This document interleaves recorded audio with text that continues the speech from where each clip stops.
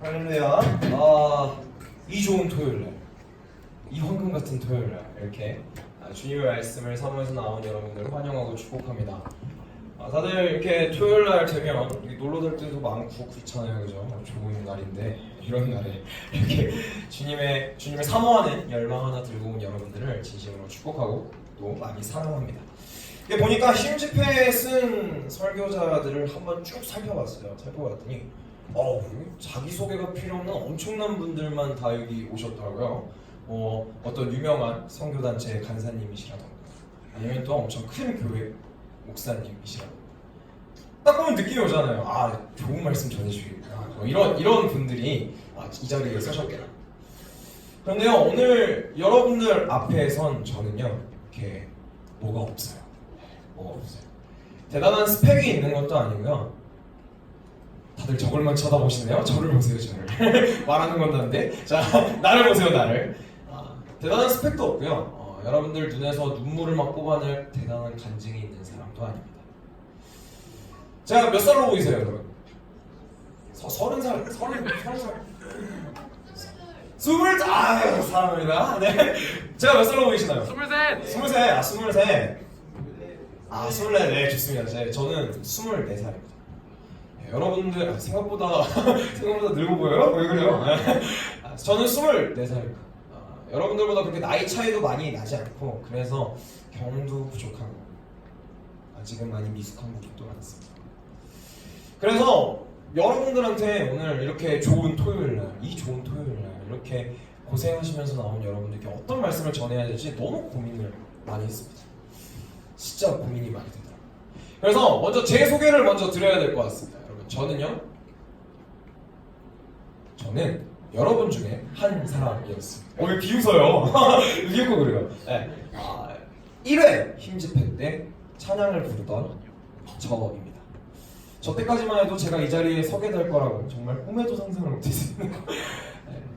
정확히 한 5년 전 바로 여러분들이 앉은 그 예배 자리에서 예배를 드리던 청소년 중에 한 사람이었습니다. 여러분과 같은 도시에서 태어났고 또 같은 도시에서 자랐으며 또 여러분과 같은 도시에서 신앙생활을 이어갔죠.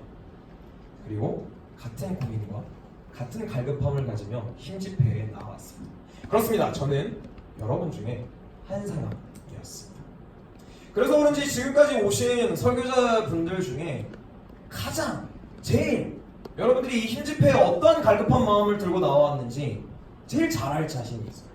왜냐하면 저는 여러분들 중에 한 사람이기 때문이죠. 오늘 부족한 저를 통해, 이 볼품없는 저를 통해 하나님께서 말씀을 전해주실 때 그 말씀이 여러분들 안에 위로가 되길 소망합니다. 그리고 그 위로가 된 말씀이 또 다음 학기 살아낼 여러분들의 힘이 되길 간절히 소망합니다. 네, 저는 신학대학원생입니다. 대학원에 다니고 있어요. 저도 여러분처럼 이제 지난 학기 열심히 공부하고 학교 다니면서 교수님들 잔소리도 좀 듣고 그러면서 이제 시험 치고 그러면서 한 학기를 보냈죠. 듣기로는 여러분들도 한 학기 끝에 서 있는 줄 알고 있습니다. 여러분 지난 학기 잘 보내셨나요? 대답 좀 해줘요. 이렇게 다들 죽는 분이 왜 웃고 동물원에 있는 원숭이 보듯이 그렇게 봐요. 대답 좀 해주세요. 지난 학기 잘 보내셨나요? 네! 좋아요. 이런 반응 좋아요. 지난 학기 잘 보내셨죠? 우리 옆에 있는 친구한테 이렇게 한번 인사해봤으면 좋겠습니다. 옆에 앞뒤 좌우에 한 명 딱 찝으세요. 딱 한 명 찝으세요. 딱 한 명 찝고 눈을 크게 뜨면서 눈가를 좀 촉촉하게 만들어주세요. 눈가를 좀 촉촉하게 만들어. 웃지 말고 해봐 빨리 유빈아. 네, 눈가를 촉촉하게 만들고 이렇게 한번 인사해봅시다. 이렇게. 친구야, 성적은 평안하니? 성적은 평안하니? 네. 저도 그렇게 성적이 평안한 한 학기는 아니었던 것 같습니다. 네, 주로 지난 학기를 떠올리면 이렇게 성적이 떠오르는 게 사실입니다. 왜냐하면 우리 같은 학생들은 이 성적으로 지난 학기를 평가받기 때문이죠. 지난 학기를 끝낸 우리들에게 세상은 이렇게 질문합니다. 야, 너 성적은 잘 받았어? 자, 여기 고3 있나요? 고3? 고3? 손 한번 들어볼까요? 고3? 손 한번 번쩍 들어봐. 부끄러워하지 말고. 고3. 생각보다 없네요. 많이 올 줄 알았는데. 고3. 이제 고3들에게는 이제 고등학교 시절이 다 끝나고 이제 사람들이 이런 질문을 쏟아내겠죠. 야, 너 어느 대학 갔냐? 벌써부터. 자매님 벌써부터. 네. 이 생각만 해도 이렇게 가슴이 이렇게 쫄깃쫄깃하죠. 그렇습니다. 학교를 다니는 우리들은 성적이나 대학과 같은 결과를 통해 지난 시간을 평가받습니다. 결과가 좋으면 지난 시간은 성공적인 거고, 결과가 나쁘면 지난 시간은 실패인 거죠. 그놈의 결과가 뭔지. 세상 사람들은 결과 하나로 우리가 보낸 시간을 일단해봅니다. 성공 아니면 실패, 1등급 아니면 다른, 이 대학 아니면 저 대학. 뭐 이따위 걸로 우리의 삶을 판단하고 우리의 가치를 매기죠. 이것보다 더 안타까운 현실은요, 바로 여러분들 스스로가 이 결과 하나로 여러분들 자신을, 가치를 제한해버린다는 사실입니다. 왠지 성적을 망치면 왠지 지난 성적 망치면 지난 학기가 망한 것 같고, 결과가 좋으면 지난 학기가 잘 된 것 같죠.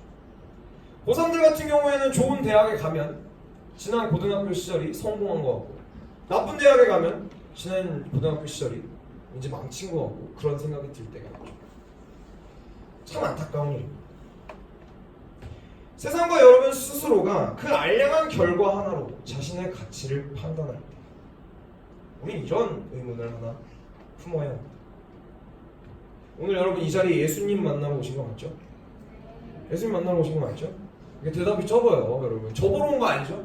네. 박성범 선생님 보러 온 거 아니죠? 예수님 만나러 왔죠. 그럼 우리는 이런 질문을 한번 던져봐야 합니다. 예수님께서는 지난 학기를 보낸 우리를 과연 어떻게 평가하실까? 예수님이라면 열심히 한 학기를 보내고 이 자리에 나온 여러분들을 어떻게 평가하실까요? 갈급한 마음으로 이 자리에 나온 여러분들에게 어떤 질문을 하실까요? 우리 이 질문을 가지고 말씀 앞에 서봅시다. 오늘 말씀에서는 우리와 마찬가지로 한 학기의 끝에 서 있는 사람이 한 사람 등장합니다. 바로 베드로입니다. 여러분은 베드로 하면 어떤 이미지가 가장 먼저 떠오르시나요? 우리 한번 손을 들고 한번 얘기해 봤으면 좋겠습니다. 나는 베드로 하면 이런 이미지가 떠오릅니다. 자신 있게 얘기해 줄 수 있는 친구. 재밌는 얘기를 해주면 소정의 상품도 드리도록 할게요. 네, 우리 예은 친구, 혹시 베드로 하면 어떤 생각이 먼저 드나요? 어부요. 생각지도 못했던 답이네요. 네. 다른 친구? 혹시 베드로 하면 떠오르는 거? 네, 지훈이? 예수님 제자요. 예수님 제자요. 아, 좋습니다. 네, 베드로는 예수님의 제자였죠. 혹시 자매님들 중에 뭐 없으세요? 네, 쳤네. 대답해봐요. 베드로 하면 무슨 생각이 들어요? 물 위를 거는 사람. 물 위를 보는 사람 좋습니다. 다른 친구는 뭐 누구 없으신가요? 진짜 이렇게 파니까 예, 손 들었어. 너무 고마워. 베드로 하면 와우, 좋아요. 왜 야야? 좋습니다. 배신자 다 좋습니다. 보통 베드로 하면요 엄청난 이미지를 떠올리는 게 사실이에요. 보면 뭐 여기는 되게 베드로의 가치를 되게 평가절하하시는데 원래 베드로는요 되게 대단한 사람입니다. 예수님의 수제자라고 불리는 사람이었고요. 그리고 모든 제자들 중에 가장 열정적인 그런 제자였습니다. 가장 멋지게 추앙받는 그런 제자였죠. 심지어 로마 가톨릭에서는요 다른 제자들보다 가장 권위 있는 제자로 이렇게 떠받들기도 합니다. 그만큼 멋있고 정말 성공적인 제자라고 부를 수가 있겠죠. 그런데요 이 베드로가요 오늘 말씀에서는 처량하게 고기를 잡고 있습니다. 베드로의 모습이 정말 처량하고 비참합니다. 그렇게 멋있고 그렇게 대단하고 모든 제자들보다 뛰어나다고 부름을 받는 그런 베드로가 이렇게 비참하고 초라한 꼬라지로 물고기를 잡고 있는 거예요. 이게 어떻게 된 일일까요? 우리 베드로의 이 처량하고 비참한 모습을 이해하기 위해서 우리 베드로의 3년간의 제자 생활을 살펴볼 필요가 있습니다.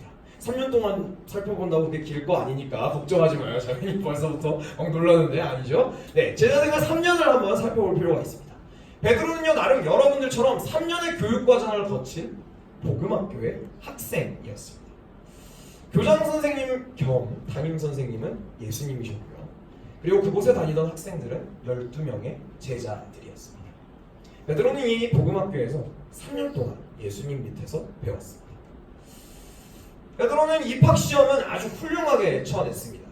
처음 예수님과 베드로가 만났을 때 베드로는 배 위에 있었습니다. 그날따라 열심히 고기를 잡았는데 단 한 마리도 잡지 못했어요. 평생 물고기만 잡아왔던 베드로에겐 퍽 당황스러운 일이었죠. 어떻게 물고기가 한 마리도 안 잡힐 수가 있을까? 지치고 피곤한 일상, 물고기도 더 안 잡히고 그래서 더 절망하고 있던 베드로. 그 베드로에게 예수님께서 말을 거십니다. 예수님께서는 이렇게 말씀하십니다. 베드로야, 그물을 배 오른편에 한번 던져보라. 베드로는 뭐 속는 셈 쳤는지 아니면 진짜 예수님을 보고 삘딱 와갖고 아 예수님이네 하고 그물을 던졌는지는 잘 모르겠지만 어쨌든 예수님의 말씀에 의지해서 그물을 배 오른편에 던졌습니다. 그러자 믿을 수 없는 일이 벌어졌습니다. 밤새 한 마리도 낚지 못했던 물고기가 그물이 찢어질 만큼 많이 잡혀요. 그때 베드로는 깨달았습니다. 아, 이분이 엄청난 분이시구나. 내 지친 일상, 내 무료한 일상, 정말 내 뜻대로 되지 않고 내 노력대로 되지 않는, 내 노력만큼 결과를 얻을 수 없는 이 일상 속에서 이분의 말씀을 의지하면 좋은 결과를 얻을 수가 있구나. 베드로는 그때 깨달았습니다. 그리고 그 예수님께 무서운 마음으로 이렇게 고백했습니다. 보이시나요? 네. 마치 우리가 예수님을 처음 만났던 때와 닮아 있지 않습니까? 여러분들은 어떻게 예수님을 처음 만나셨습니까? 물론 여기는 이제 어머니 아버지 따라서 교회 나가신 분들도 있겠지만 저는 그렇습니다. 저는 예수님을 처음 만났을 때 되게 제 뜻대로 되지 않는 일상에 많이 지쳐 있었어요.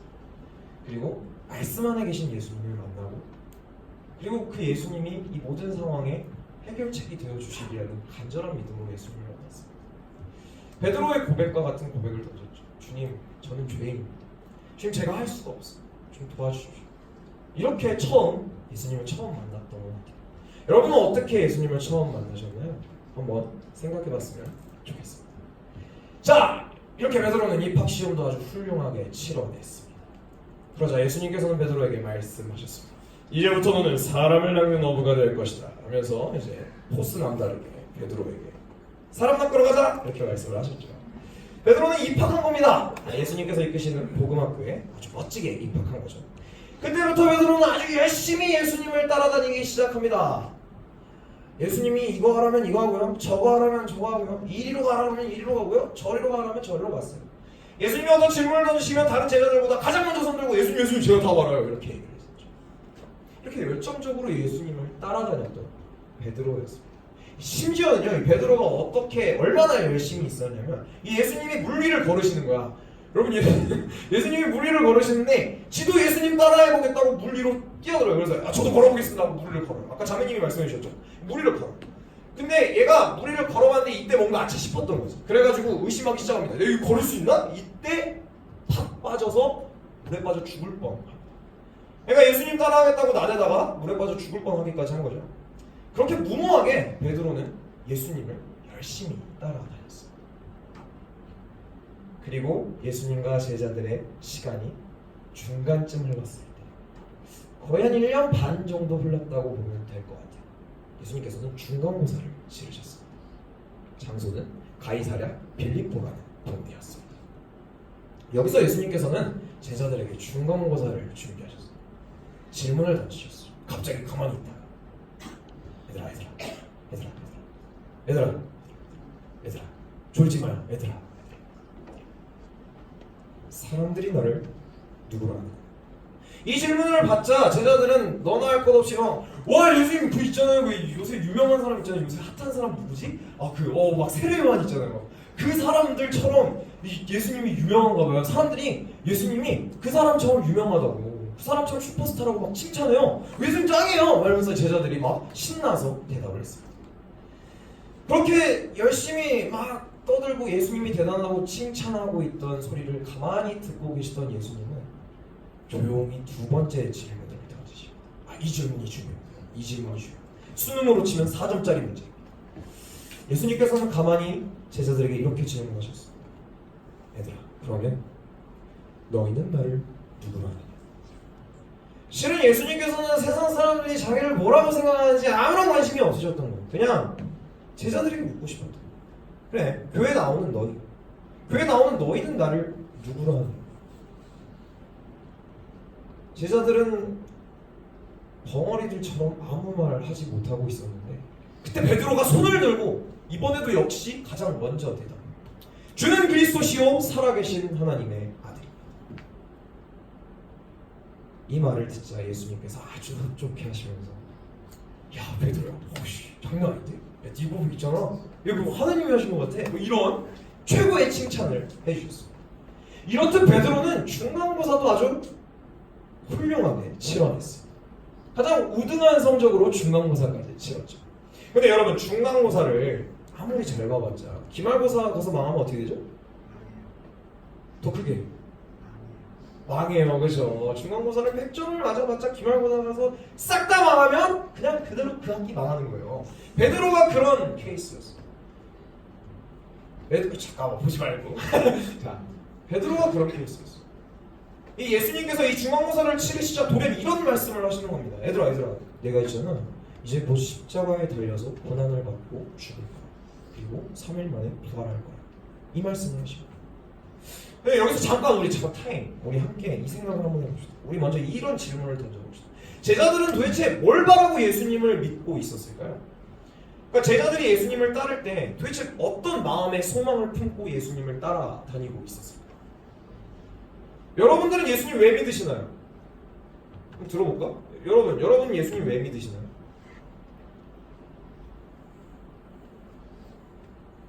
네, 여러분들의 질문 대답을 이렇게 대답 안 할 줄 알았어요. 그래서 제자들의 답을 먼저 한번 알아봅시다. 제자들이 예수님을 따랐던 이유는요, 딱 한 가지였어요. 바로 성공이었어요. 당시 비천한 처지에 있었던 제자들에게 예수님은요, 신분 상승의 기회였어요. 생각해보세요. 예수님이 어떤 분이셨나? 그냥 길 가다가 안진뱅이 있어. 안진뱅이네? 하고 안진뱅이 손을 잡고 이렇게 세워. 그럼 일어나지는 거야. 길 가다가 눈을 못 보는 사람이 있어. 그러면 눈 만져줘. 그럼 눈을 떠. 그리고 얼마 안 되는 식량으로 막 5,000명이 넘는 사람을 먹여. 그런 예수님을 보고 이스라엘은 어떻게 생각을 했을까요? 그야말로 당시 로마의 지배를 받고 있던 이 이스라엘 사람들에게 이런 엄청난 능력을 가지고 있는 예수님은요, 전 세계를 통치할 영웅왕처럼 보였어요. 그야말로 이스라엘을 지배하고 있던 로마를 물리치고 전 세계를 통치할 최고의 왕이 될 사람으로 보였을 거예요. 자, 예수님이 그럼 최고의 왕이 되면 예수님 옆에 따라다니던 그 12명의 떨거지들은 어떻게 될까요? 당연히 신분 상승을 하겠죠.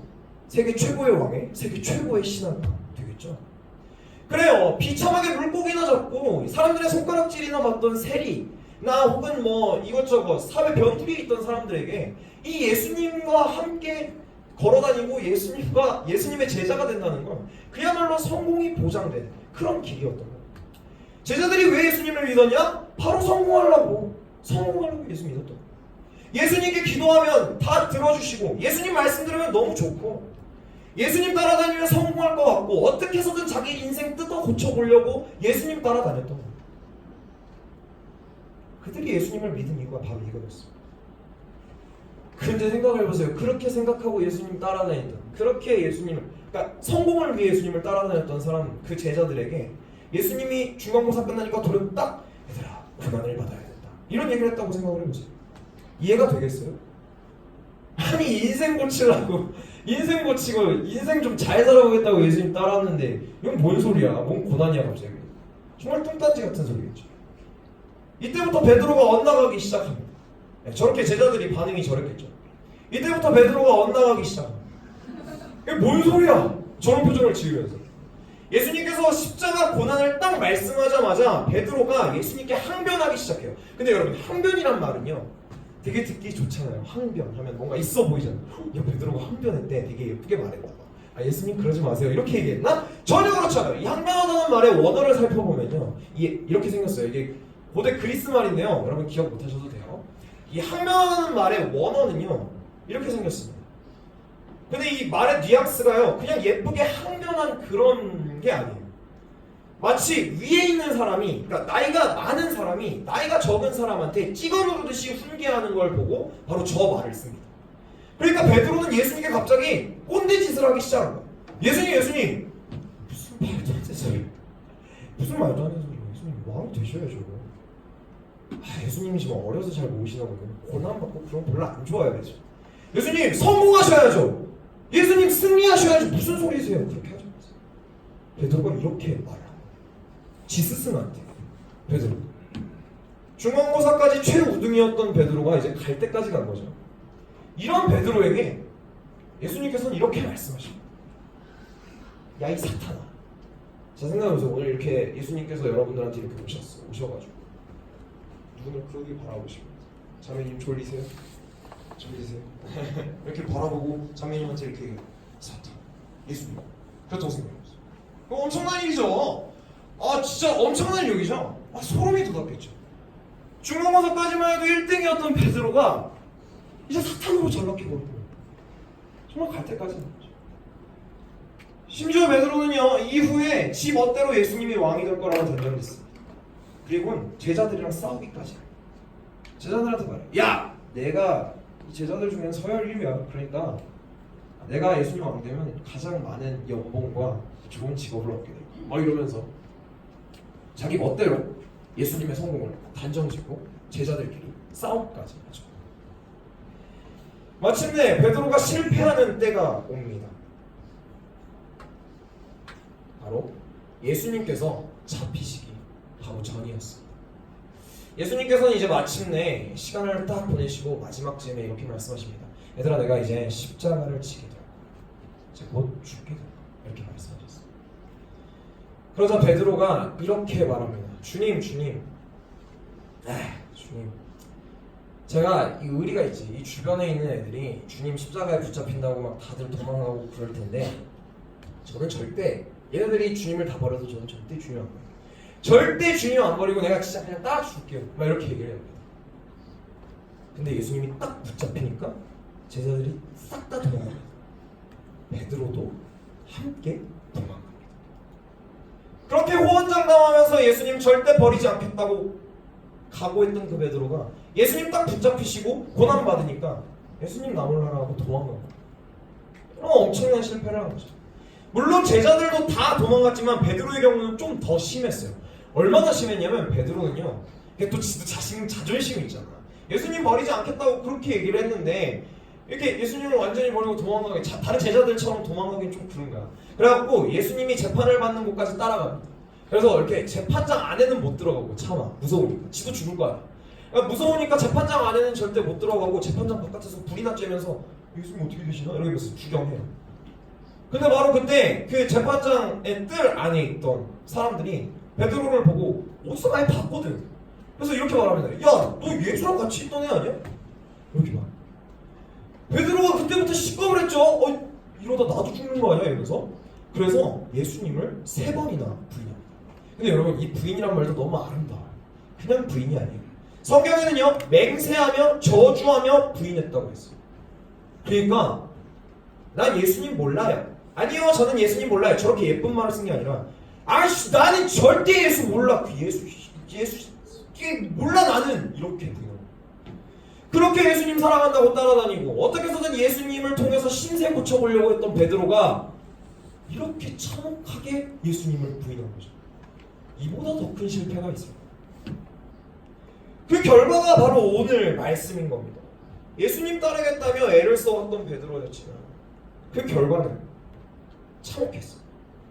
예수님이 돌아가시니까 베드로는 친구들 끌고 다시 물고기 잡으러 그 난리를 치고 멋진 제자가 되려 더 멋진 삶을 살려고 3년이나 그렇게 생쇼를 해왔던 베드로가 결국 다시 시궁창. 물고기를 잡는 베드로의 마음이 어땠을까요? 그렇게 노력했는데, 그렇게 3년 동안 예수님 따르면서 좀 제대로 살아보겠다고 노력했는데 다시 저렇게 돌아가서 물고기만 잡는 그 베드로의 마음이 어땠을까요? 베드로의 결과는 정말인지 참혹했어요. 다시 우리의 지난 학기를 한번 생각해 봅시다. 여러분 지난 학기를 한번 생각해 봅시다. 혹시 이 중에도, 여러분들 중에도 이 베드로처럼 뭔가 열심히 했는데 결과는 없어서 낙담해하고 계십니다. 내가 뭔가 학교 일을 하든 공부를 하든 혹은 예수님을 위해 어떤 일을 진행했는데 그 결과는 참혹하고 내가 그렇게 생쇼를 하면서 난리를 쳤는데 그 결과는 얼마 없고 손에 쥔 건 없고 그래서 혹시 마음에 우울한 마음과 낙담이 있으신 분 계십니까?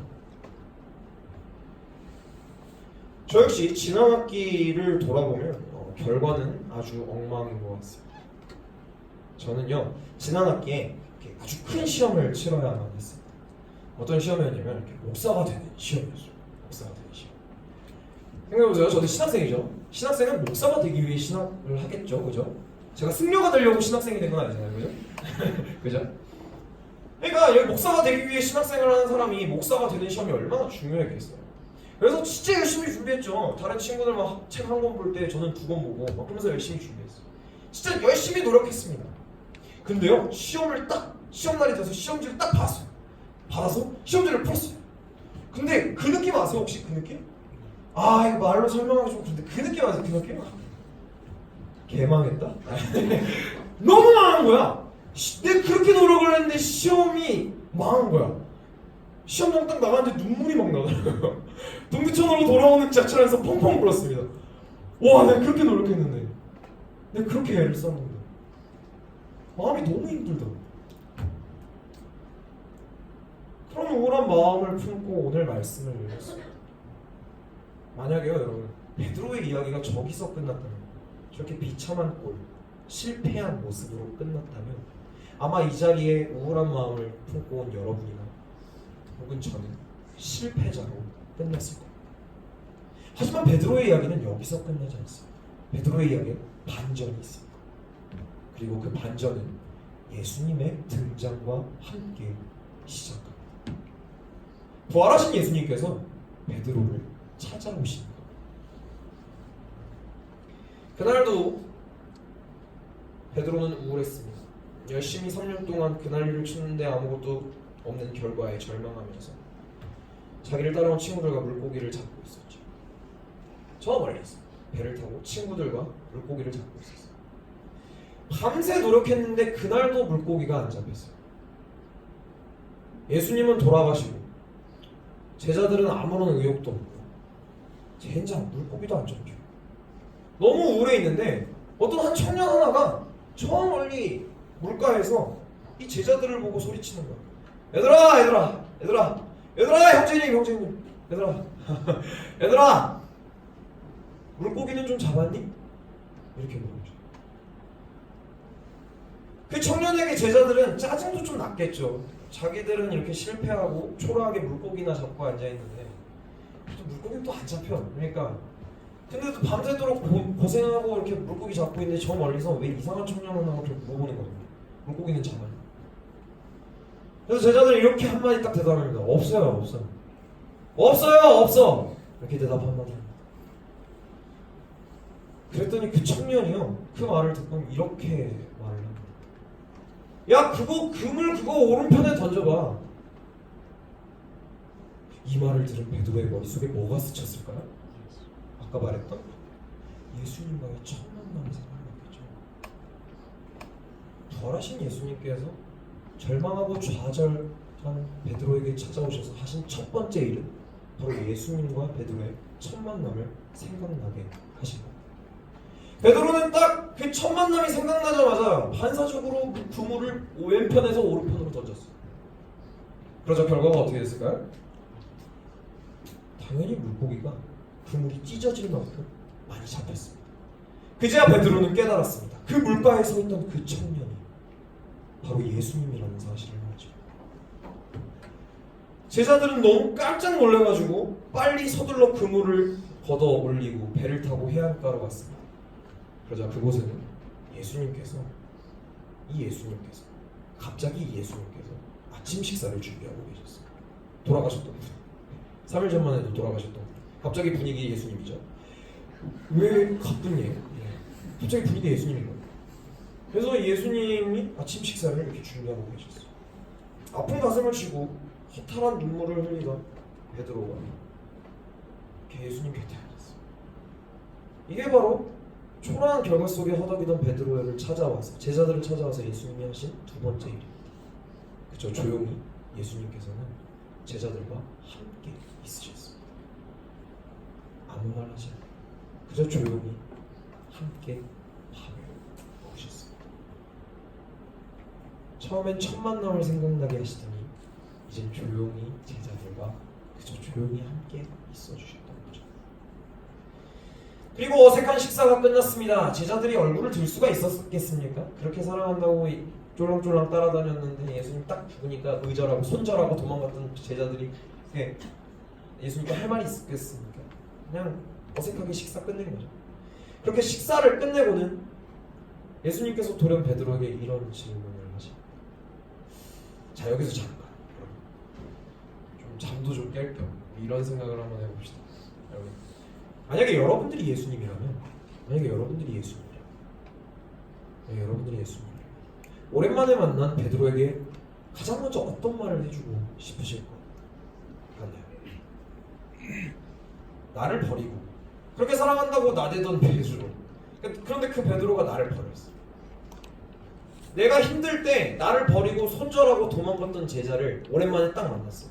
그 제자한테 처음 어떤 말을 하고 싶으세요? 어떤 말을 하실 것 같으세요? 저는요, 만약 제가 예수님 같으면요 베드로에게 이렇게 말했을 것 같아요. 베드로의 눈을 이렇게 보면서 제 눈 피하지 마세요. 베드로의 눈을 이렇게 딱 보면서 베드로야, 죽고 싶냐? 이렇게 말했을 것 같아요. 제가 예수님이면 그렇잖아요. 나 배신하고 도망간 그 제자 처음 만났을 때 오랜만에 아침 식사를 하는데 그런 말 하고 싶지 않겠어요? 아니면 이런 질문을 했겠죠. 밥이 넘어가냐? 아니면 할 말 없냐? 이런 얘기를 했겠죠. 12조로. 짜증이 나잖아요. 만약에 예수님이 아니라 세상이었다면 어떤 질문을 했을까요? 야 베드로야, 너 뭐냐?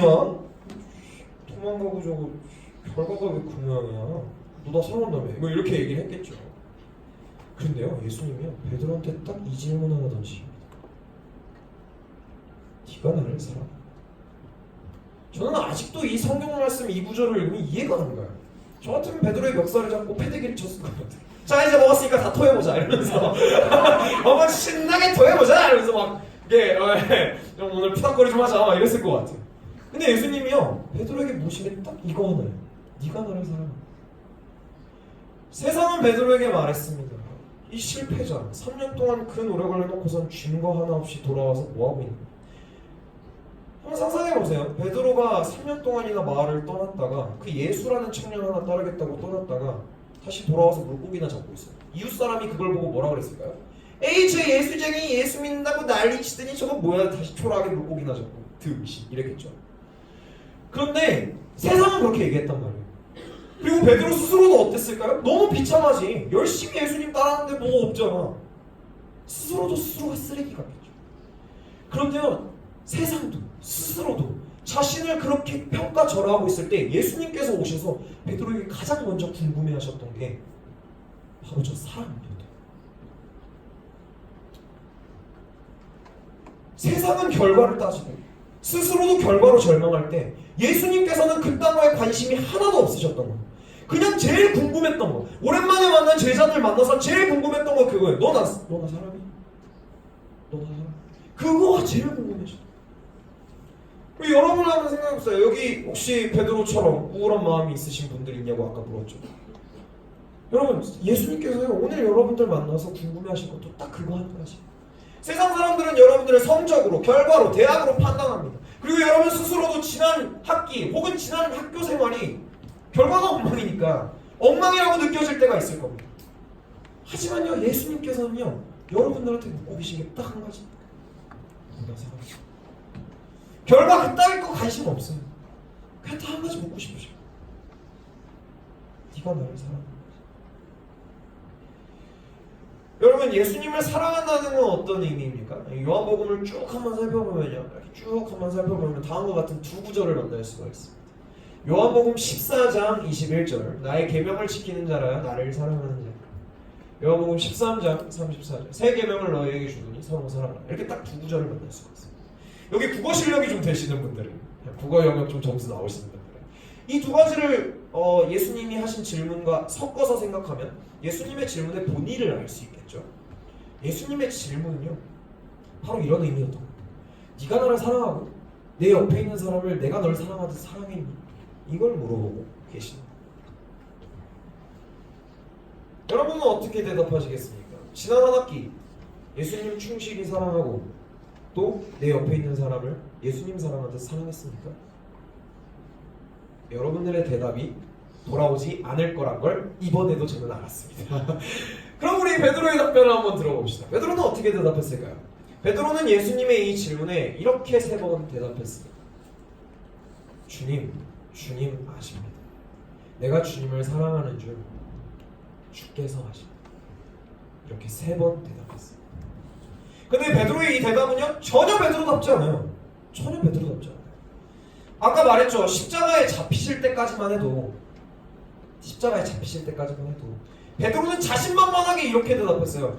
주님, 저는 절대 주님을 안 버릴 거예요. 내가 죽을지언정 주님 절대 안 버릴 거예요. 이렇게 고백해요. 이렇게 대답을 했어요.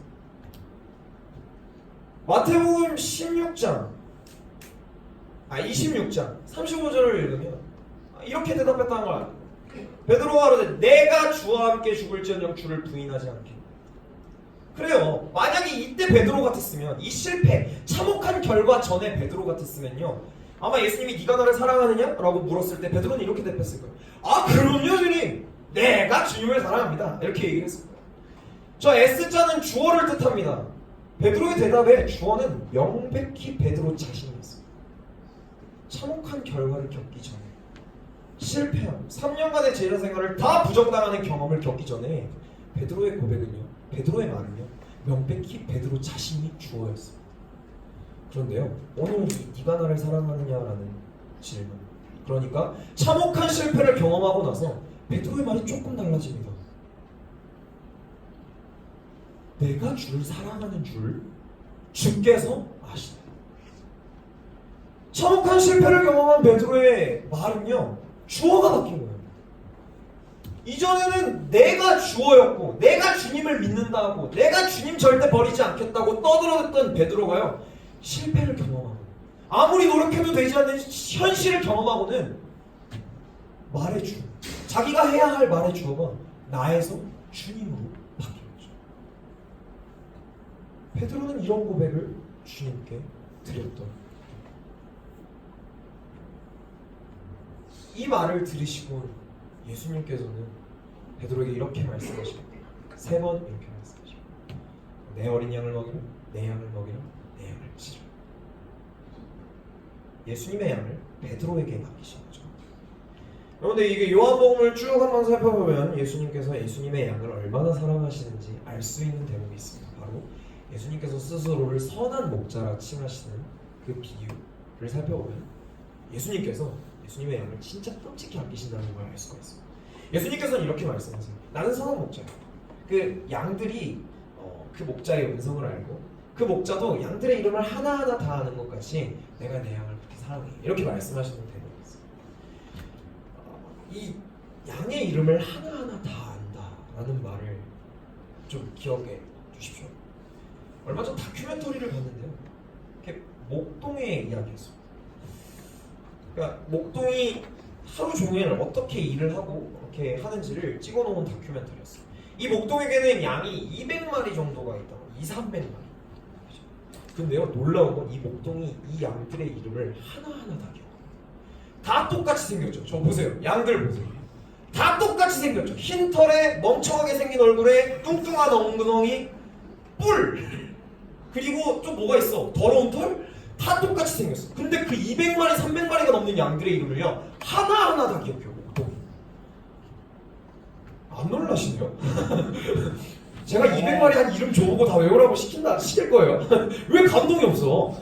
안 놀라워요? 저는 엄청 놀랐는데 다큐멘터리 보면서 전율이 막 올랐는데 200~300마리를 다 외워요. 다 똑같이 생긴 뒤에서 좋아해줘서 고마워요. 200~300마리를 다 외워요. 그런데요 이후에 다큐멘터리를 쭉 보면요 이 목동이 200~300마리의 양들의 이름을 외울 수밖에 없겠더라고요. 목동이요 하루 종일 양을 돌봅니다. 양을 진짜 뜨겁게 사랑해요. 어떻게 사랑하냐면 양들이 조금 했는데 물론 내 귀에는 다 똑같은 음성이야. 이게 쟤도 시끄럽고 쟤도 시끄럽고 쟤 애벌발이 시끄러워. 근데 얘네가 음매하는 그 미세한 음성에도 나와가지고 얘는 어디가 아프네 이러면서 정확히 짚어내요. 이 정신 나간 목동이 엄청나죠. 그리고 막 돌 보려고 난리 칩니다. 막 어디 도망가면 가서 잡아오고요. 야 가지마 이러면서. 그리고요 양들은 뿔이 이렇게 난대요. 뿔이 이렇게 나서 이 뿔을 계속 자라게 해주면 눈을 이렇게 찔러서 눈이 실명을 한대요. 그래서 이 뿔을 잘라줘야 된대요. 뿔 자르는데요 뿔을 톱 같은 걸로 자릅니다. 전기톱 없겠죠. 목동이 전기톱을 쓰면 그렇잖아요. 톱으로 썰겠죠. 농장에 있는 톱으로 그 뿔을 써는데 40분 동안을요 땀 삐질삐질 흘려가면서 그 양 뿔을 잘라줘요. 양은 싫다고 막 이러는데 목동은 그냥 참고 쭉 잘라요. 묵묵히. 그렇게 양을 돌보니까 당연히 이름 하나하나 다 외우겠죠. 그죠? 내가 3일 전에 뿔 잘라줬던 양이네 이러면서. 그리고요 또 한 가지 발견한 사실은요 이 목동에게는 이 양이 유일한 희망이에요. 생각을 해보세요. 그 허허벌판에 뭐 가라오케가 있겠어, 노래방이 있겠어, PC방이 있겠어. 그러니까 날마다 그냥 양만 돌보고 양만 보고 양만 사랑하고 사는 거야. 그냥 이 양 팔아가지고 우리 아들 내미들 장가 보내고 이 양 팔아갖고 맛있는 거 먹고 나도 장가 가고 막 이러면서 그냥 그러면서 사는 거야. 그러니까 이 양은요 목동에게 유일한 소망. 그러니까 이 목동들이 양들의 이름을 하나하나 다 외울 수밖에 없는 거죠. 예수님이 내가 내 양들의 이름을 다 안다 하셨을 때 이 목동의 사랑이 들어가 있는 거예요. 자신의 양을 그렇게 아끼죠. 예수님의 유일한 소망인 그 양. 심지어 예수님께서 그 양들을 위해 목숨까지 버리셨죠. 아무리 목동이 양들을 사랑한다고 해도 저는 지금까지 목동이 양들을 위해 목숨을 버렸다는 소리는 한 번도 들어본 적이 없습니다. 예수님은 그렇게 양을 사랑하셨어요. 그런데요 그 사랑하는 양 그 사랑하는 그 머저리 같은 베드로한테 맡기십니다. 자기를 버리고 배신하고 참혹한 결과 속에서 허덕이면서 초라하게 다시 물고기나 잡고 있는 그 베드로에게 예수님께서는 그 소중한 양을 맡기십니다. 세상 사람들은 실패자라고 손가락질하고 자기 스스로가 실패자 같을 때 그때 예수님께서는 베드로에게 이 소중한 양을 맡기십니다. 베드로가 한 건 뭔가요? 하나밖에 없어요. 내가 주어인 고백이 아니고 주님이 주어인 고백을 드렸을 뿐이에요. 그런데 그런 베드로에게 그 말 한마디 들으시고 자신의 가장 소중한 양을 맡기십니다. 오늘 여러분에게도 예수님이 와서 물어보고 계십니다. 네가 나를 사랑해? 지난 한 학기 결과는 없고 초라하고 그냥 뭐 아무 다른 것 없는 달라진 것 없는 한 학기를 보낸 여러분들, 지치고 힘들고 어려운 마음으로 이 자리에 나온 여러분에게 예수님 오늘도 여러분에게 베드로처럼 묻고 계십니다. 베드로에게 하신 것처럼 묻고 계십니다. 네가 나를 사랑해? 여러분 부디 그 질문에 내가 주어가 아닌 주님이 주어인 말을 대답을 하십시오. 그러면 주님께서 여러분에게 자신의 가장 소중한 그 소망을 맡기실 겁니다. 부디 여러분들이 세상에 지치고 스스로에 지칠 때 예수님의 질문에 귀를 기울이시길 소원합니다. 세상은 여러분들을 제한하고 여러분 스스로도 여러분들을 제한할 때 예수님께서는 찾아오셔서 딱 한 가지 물어보십니다. 네가 나를 사랑하냐? 부디 내가 주어가 아닌 예수님이 주어인 그 대답을 주님께 겸손히 드리십시오. 한 학기의 끝에서 예수님께서는 묻고 계십니다. 부디 겸손히 말씀하십시오. 자기가 주어인 대답 말고 예수님이 주어인 대답을 드립시다. 주님은 아실 거예요. 그냥 이렇게 속편하게 얘기해요. 주님, 이따 기도할 때 주님 제가 지난 학기 살아봤는데요. 내가 열심히 살라 그랬어요. 예수님 믿고 그렇게 살라 그랬는데 잘 안 되더라고요. 근데 주님 아시죠? 제가 주님 사랑하는 거. 여러분 이렇게 고백하셨으면 좋겠어요. 그러면 주님께서요 여러분들한테 소망을 맡기십니다. 그 소중한 소망을, 주님의 유일한 그 희망을 여러분들에게 맡기십니다. 그리고 그 희망, 맡겨진 그 희망이 다음 학기를 살아낼 또 다른 힘이 될 줄 믿습니다. 이제 말씀을 맺을 건데요. 이제 일어나세요. 일어나세요. 네, 일어나세요. 눈을 뜨세요. 에바다 눈을 뜨세요. 자, 오늘 이거 보여주면 안 되는데 못 보는 걸로 치고. 자, 여러분 오늘 집회 주제가 뭐죠? 똑똑하시네요. 그래요. 이 질문입니다. 아까도 말했듯이 자격도 없고 뭐 경험도 없고 능력도 없고 그렇다고 언변이 화려한 화려한 것도 아닌 제가 여러분, 그러니까 제 사랑하는 동두천의 후배인 여러분에게 어떤 말씀을 전해야 될까 고민했다고 그랬죠. 여러분, 저는 여러분에게 이 한 학기 끝에서 이 질문 딱 한 가지 드리고 싶습니다. 얼마나 사랑하십니까? 얼마나 사랑하십니까? 세상이 아무리 여러분들을 제한하더라도 용기를 잃지 마십시오. 주님 여러분들을 사랑하십니다. 제발 용기 잃지 말았으면 좋겠어요. 그리고 이 얼마나 사랑하십니까? 라는 질문에 충실히 대답하셨으면 좋겠어요. 예수님이 정말 깊이 여러분들을 사랑하십니다. 실패했어도 상관없어요. 무너졌어도 상관없어요. 넘어졌어도 상관없어요. 예수님 안 믿기고 어려워서 교회 일 망치고 학교를 망쳤어도 상관없어요. 여러분, 상관없어요. 주님 오셔서 여러분에게 그냥 그 사랑 하나 부르십니다. 부디 고백하십시오. 예수님, 내가 주님 사랑합니다. 다 망했어요. 다 망했는데 주님, 내가 다 망했는데요, 내 주님 사랑합니다. 그렇게 고백했으면 좋겠어요. 시간 우리가 이 찬양 함께 고백했으면 좋겠습니다. 이 찬양, 예수 안에 소망 있네 라는 찬양인데요, 여러분, 예수님 안에 소망이 있어요. 세상에다 여러분을 버리고 여러분 스스로도 여러분을 버릴 때 이 예수님 안에 소망이 있습니다. 우리 함께